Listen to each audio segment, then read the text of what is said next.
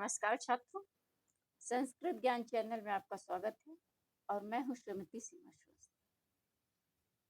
पिछले वीडियो में हमने संस्कृत गद्य भारती जो कक्षा 10 की पाठ्य पुस्तक है यूपी बोर्ड की, उसका जो सबसे पहला पाठ है कवि कुल गुरु कालिदास, उस पाठ के बारे में आपको बताया था। उसका पूरा अर्थ आपको हिंदी में समझाया था। ये पेज नंबर 11 पर है, ये आपका पहला ही पाठ है और आज हम उस पाठ का आपको सारांश बताने जा रहे हैं। ठीक, सबसे पहले हम आपको ये बता दें कि ये इतना पाठ इम्पोर्टेंट है कि इससे क्वेश्चन बनना ही बनना है आपको, चाहे अर्थ के संदर्भ में हो या सारांश के संदर्भ में। महाकवि कालिदास संस्कृत साहित्य में इतने महत्वपूर्ण है कि उनसे क्वेश्चन न बने ऐसा हो ही नहीं सकता। ठीक है, तो आज हम उसी पाठ्यक्रम के अंतर्गत कवि कुलगुरु कालिदासा पाठ के सारांश के विषय में आपसे चर्चा करेंगे। कि पहले तो हम आपको ये बता दें कि जो सारांश पूछा जाता है वो 4 नंबर का आपका होता है। ठीक है, उसमें कोई 3 पाठ दिए होते हैं और उन 3 पाठों में से किसी एक पाठ का सारांश आपको हिंदी में लिखना होता है। गद्य भारती पर 2 ही प्रश्न बनते हैं, एक तो किसी भी पाठ का अर्थ पूछा जा सकता है और दूसरी चीज उसका सारांश पूछा जा सकता है। ठीक, और आपको पता होगा पिछले साल सिलेबस चेंज हुआ है। अब संस्कृत विषय से जो क्वेश्चन बनते हैं, जो पेपर बनता है, वो खंड आ और खंड बा से बनता है। तो खंड आ के अंतर्गत उपखंड आता है, उपखंड का और उपखंड का, और ऐसे ही खंड बा के अंतर्गत भी उपखंड का और उपखंड का से। तो उपखंड का जो क्वेश्चन बनेगा, ठीक है, तो वो तो बहुविकल्पीय प्रश्न होता है। 10 नंबर से आपका जो बहुविकल्पीय प्रश्न पूछा जाएगा वो आपका लिटरेचर पर आधारित होगा और जो शेष 10 नंबर का जो बहुविकल्पीय पूछा जाएगा वो टोटल आपका ग्रामर पर आधारित होगा। ठीक, तो करते क्या है इसमें कि वो कोई भी पाठ उठा लेते हैं, उसके 2 या 3 लाइन ले लेते हैं। ठीक, और उस पाठ पर आधारित उससे 2 या 3 संबंधित क्वेश्चन पूछ लेते हैं। जो 2-3 क्वेश्चन वो पहले के पूछते हैं वो टोटल आपके उसी पैराग्राफ पर आधारित होते हैं जो पैराग्राफ उन्होंने पेपर में दिया, और बाकी कुछ क्वेश्चंस दूसरे पाठों पर आधारित होते हैं। तो अब इसके बाद अब जो दूसरा क्वेश्चन बनता है, ठीक, ये तो खंड आ के अंतर्गत उपखंड का की हमने बात की। ठीक, और खा में बहुविकल्पी आता है। अब जो वर्णनात्मक प्रश्न होता है खंड बा, उसमें सबसे पहला प्रश्न जो आपका बनता है वो क्या बनता है कि पाठ का अर्थ पूछते हैं। निम्नलिखित गद्यांश में से किसी एक का संदर्भ सहित हिंदी में अनुवाद कीजिए। वो 4 नंबर का आपका होता है। 2 नंबर आपको उसका संदर्भ का मिल जाता है और 2 नंबर आपको उसके हिंदी में अनुवाद। इस पर डिपेंड करता है कि आपकी भाषा कितनी अच्छी है। और इसके बाद दूसरा क्वेश्चन आपका सारांश पर बनता है। तो यदि आप से कवि कुलगुरु कालिदासा पाठ का सारांश पूछा जाए तो उसमें आप सबसे पहले आप डाल दीजिए उत्तर संख्या 1, सारांश कवि कुलगुरु कालिदासा, ऊपर डाल दीजिए हेडिंग। और उसके बाद सबसे पहले 2 या 3 लाइन में आप महाकवि कालिदास की महत्ता के बारे में बताइए कि ये कौन है, इनका महत्व क्यों है। आखिर पाठ तो इतने हैं, इतने सारे कवि हैं संस्कृत साहित्य में, क्यों कालिदास को ही प्रश्न बनता है, कालिदास को ही लक्ष्य करके प्रश्न बनाया, क्या खूबी है इनके अंदर। तो सबसे पहले ऊपर 2 या 3 लाइन में आप उनकी विशेषताओं के बारे में लिखिए। ठीक, कि जैसे कि महाकवि कालिदास संस्कृत कवियों के मुकुटमणि हैं, ये संस्कृत साहित्य के शेक्सपियर कहे जाते हैं। ठीक, जो स्थान अंग्रेजी साहित्य में विलियम शेक्सपियर का है वही स्थान संस्कृत साहित्य में महाकवि कालिदास का है, और इनकी उत्कृष्टता के कारण ये आज भी सभी कवियों में सर्वश्रेष्ठ मानी जाती है। 2 या 3 लाइन आप इस पर आधारित लिख दीजिए और उसके बाद आप हेडिंग डालिए महाकवि कालिदास का जीवन परिचय। और तब उसके बाद देखिए, इनका जो जीवन परिचय हमने आपको पाठ के अंतर्गत भी बताया था। इनका जो जीवन परिचय है, इन्होंने अपने विषय में स्वयं तो कुछ लिखा नहीं, तो इनका जीवन परिचय, जन्म स्थान, जन्म समय सब कुछ विवादित है। ठीक, कुछ अंत एवं बाह्य साक्ष्यों के आधार पर जो है इनका जो अनुमानित समय है या जन्म स्थान है, वो हम आप लोगों को बताया जाता है। तो आपको ज़्यादा डिटेल देने की आवश्यकता नहीं, जैसे पाठ में तो बहुत डिटेल से दे दिया गया है। तो आपको सिर्फ जो निष्कर्ष निकला है, सब विद्वानों ने जो साक्ष्यों को आधार बना करके जो निष्कर्ष निकाला है, उसी निष्कर्ष को आपको लिख देना है कि जैसे महाकवि कालिदास का जन्म समय प्रथम शताब्दी ईसा पूर्व माना जाता है। और ऐसा कहा जाता है कि चंद्रगुप्त विक्रमादित्य के दरबारी कवि थे, उनके नवरत्नों में से एक थे। और इसी आधार पर इनका जन्म स्थान प्रथम शताब्दी ईसा पूर्व माना जाता है। इसके बाद आप लिखिए कि इनका जन्म स्थान उज्जैन है। ठीक, और किस आधार पर कि इन्होंने अपनी कृतियों में, सभी कृतियों में उज्जैनी नगरी का अवश्य वर्णन किया है।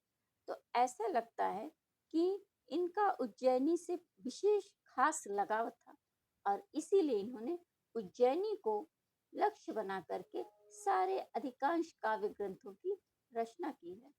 तो इस आधार पर इनका जन्म स्थान उज्जैनी माना जाता है। ठीक, और उसके बाद आप लिख देंगे कि ये शैव थे। ठीक, वैसे तो ये सभी धर्मों के उपासक थे, सभी में इनकी समान रुचि थी, आस्था थी, लेकिन सब धर्मों के साथ साथ, धर्म सहिष्णु होने के साथ साथ ये शिवानुरागी थे।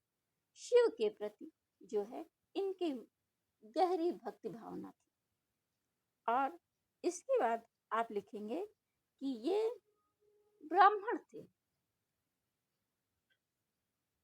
और इस प्रकार से शॉर्ट में मुश्किल से 3 या 4 लाइन में आपको इनका जन्म स्थान, जीवन परिचय आदि आपको सब कुछ आपको दे देंगे। ठीक, इस पर आपको ज़्यादा डिटेल जाने की आवश्यकता नहीं। अब इसके बाद जो तीसरी बात आप लिखेंगे, वो आप लिखेंगे इनकी कृतियाँ। इस पर आपको ज़्यादा मैटर देना पड़ेगा क्योंकि इनकी कृतियाँ ही इतनी महत्वपूर्ण है और अपनी ऐसी कृतियों के कारण ही ये इतने महत्वपूर्ण कवि माने जाते हैं। ठीक, तो इसमें लिखिए कि महाकवि कालिदास की कृतियाँ इस प्रकार हैं। और उसके बाद आप उसको हेडिंग वाइज लिखिए कि जैसे सबसे पहले लिखिए महाकाव्य। महाकाव्य में उसके बाद उनका नाम लीजिए रघुवंशम और कुमार संभवम, ये इनके 2 प्रमुख महाकाव्य हैं। ठीक, ज़्यादा डिटेल आप देना चाहें आप कह दें कि रघुवंशम में 19 सर्ग हैं और कुमार संभवम में 17 सर्ग।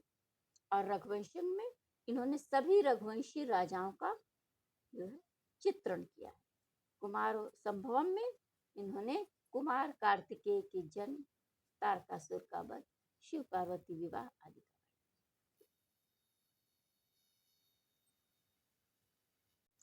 और उसके बाद महाकाव्य की हेडिंग डालने के बाद अब आप लिखिए खंडकाव्य।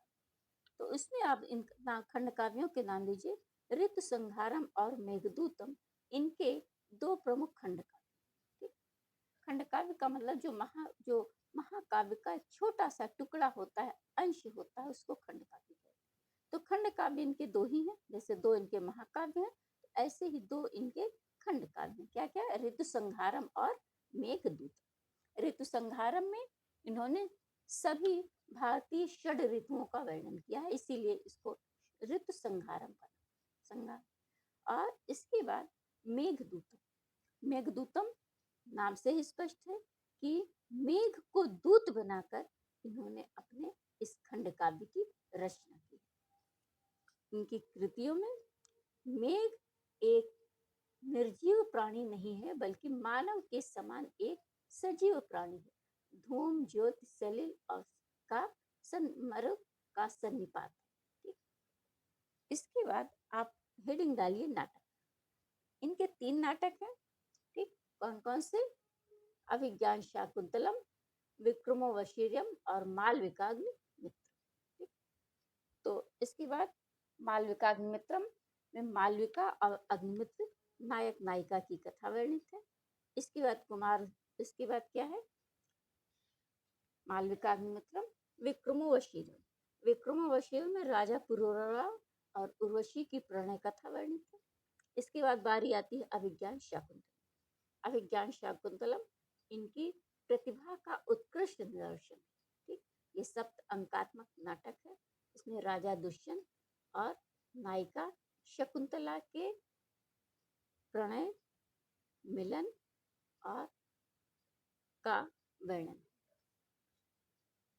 इसके बाद ये हो गई इनकी कृतियां, और इसके बाद आप आ जाइए इनके काव्य सौंदर्य पर।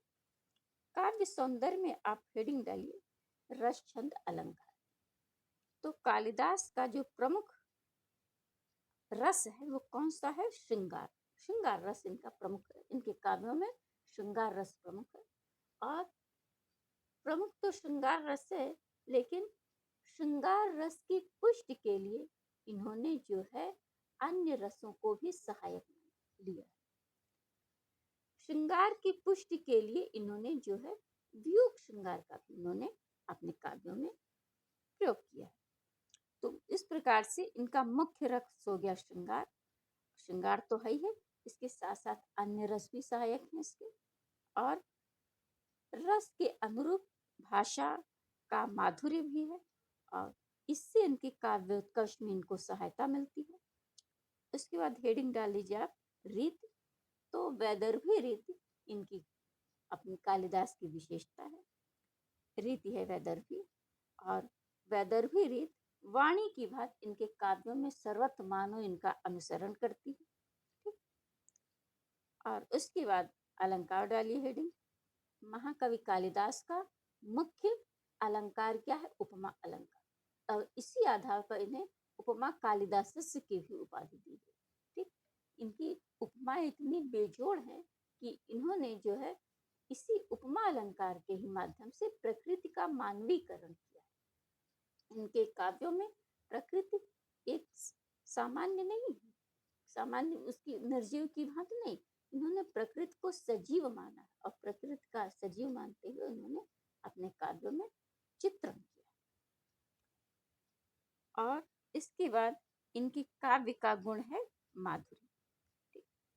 और सबसे बड़ी चीज इनके काव्यों की विशेषता क्या है कि इन्होंने अपने काव्यों में भारतीय संस्कृति का पूर्णतः समर्थन करते हुए जो कुछ भी हमारे परिवेश के उपयुक्त है, जैसे हमारे भारतीय संस्कृति में जैसा समाज की कल्पना की गई है, ठीक वही सब कुछ इन्होंने अपने काव्यों में, कहीं भी कोई भी ऐसा तथ्य इन्होंने नहीं लिया है कि जिससे हमारी भारतीय संस्कृति को चोट पहुंचती है।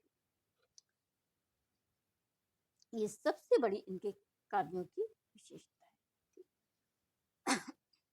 और इस प्रकार से इतना कहते हुए अंत में आप कालिदास के बारे में फिर थोड़ी बहुत बातें करिए। क्या करेंगे कि इन्होंने जो है महाकवि कालिदास जो है आज भी संस्कृत में कवि तो अनेक हैं, लेकिन महाकवि कालिदास की तुलना आज भी किसी विद्वान के द्वारा करना या सोचना भी कल्पना से परे। कोई ऐसा कवि आज तक नहीं हुआ जो जिससे इनकी उपमा या तुलना की जा सके। जैसे कि किसी कवि ने बहुत ही उचित कहा है, उपयुक्त कहा है। क्या कहा है? पुरा कवि नाम गणना प्रसंगे कनिष्ठिकाधिष्ठित कालिदासः अद्यापि तत्तुल्य कवेः अभावात् अनामिका सार्थवती बहु।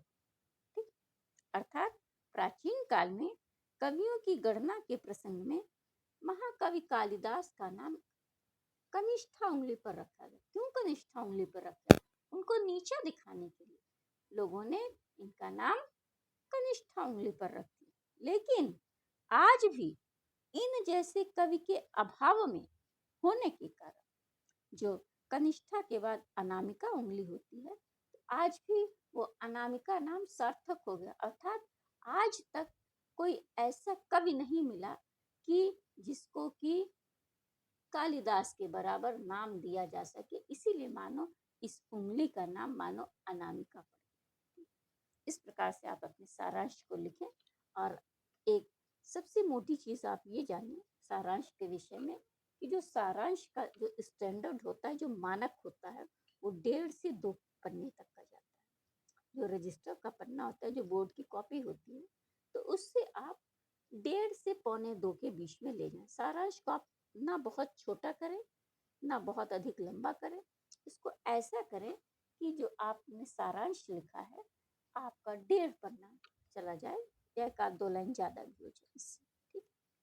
और ये तो हो गई डिटेल की। और मान लीजिए आपका क्वेश्चन छूट रहा है, आपको आ तो सब कुछ रहा है, ठीक, लेकिन तो यदि मान लीजिए आपका क्वेश्चन छूट रहा है, देर हो रही है, और आता सब कुछ 4 नंबर का क्वेश्चन है, तो अब छोड़ना तो आपको है नहीं, मैटर भी पूरा देना है। तो आप ऐसा करिएगा कि आप जो है, जैसे कि जो भी चीज लिखें, आपके पास समय नहीं है, महाकवि कालिदास का जन्म समय प्रथम शताब्दी से, और उसको अंडरलाइन, जन्म समय प्रथम शताब्दी, बस इतना कर दीजिए, ठीक। जन्म स्थान उज्जैनी, उसको अंडरलाइन कर दीजिए, ठीक। इतना करके जो जो खास आप उसको अंडरलाइन करते चलिए, बस ज्यादा आपको देने की। रस, छंद, अलंकार, जन्म स्थान, जीवन परिचय, जन्म समय, ठीक, धर्म, धर्मावलंबी, ठीक, वंश, सब कुछ आप जो भी आप दें उसको अंडरलाइन करते चलिए। या ऐसा करिए कि कॉर्नर में, जहाँ आपने सारांश लिखना शुरू किया है, आप कॉर्नर में जब देखिए कि आपका छूट रहा है, तो आप कॉर्नर में एक बॉक्स टाइप का बना लीजिए, और उसमें जन्म समय प्रथम शताब्दी, ठीक, जन्म स्थान उज्जैनी, धर्मावलंबी, ठीक, वैष्णव, शैव, ठीक, और इसके बाद रस, छंद, ऐसे ही बना लीजिए।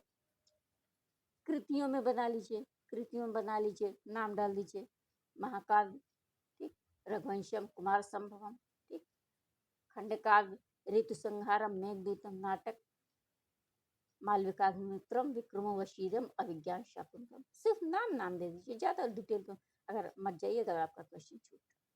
और उसके बाद आप ऐसे ही अलंकार के लिए भी बना सकते हैं कि अलंकार, उपमा अलंकार, रीति, वैदर्भी है, और उसके बाद जो है गुण है, माधुर्य, अलंकार है, उपमा, और इस प्रकार से करके आप, और उसके बाद नीचे यही श्लोक की 2 लाइन, इसको जरूर लिखिएगा, इसको भूलिएगा मत आप, ठीक है। क्वेश्चन की शुरुआत अच्छी होनी चाहिए, बिगनिंग अच्छी हो, उसका एंड अच्छा हो। बीच में थोड़ा सा आप गड़बड़ाते हैं तो कोई दिक्कत की बात नहीं, शुरुआत अच्छी करिएगा, उसका अंत अच्छा करिएगा। नीचे से श्लोक को जरूर डाल दीजिएगा, ठीक है। और और ठीक इस श्लोक के बाद आप अपनी लेखनी को विराम दे दीजिएगा। और आपको यकीन मानिए, यदि आपने हर चीज सिस्टमेटिक ढंग से, व्यवस्थित ढंग से लिखा है, तो 4 में से 3 नंबर, 3.5 नंबर एग्जामिनर आपको अवश्य दे देगा। तो आज हम अपने इस वीडियो को यहीं पर, आज हम अपने इस लेक्चर को यहीं पर समाप्त करते हैं, और अगले लेक्चर में हम आपको इस लेसन के अगले पाठ के बारे में चर्चा करेंगे, ठीक है। जय, नमस्कार।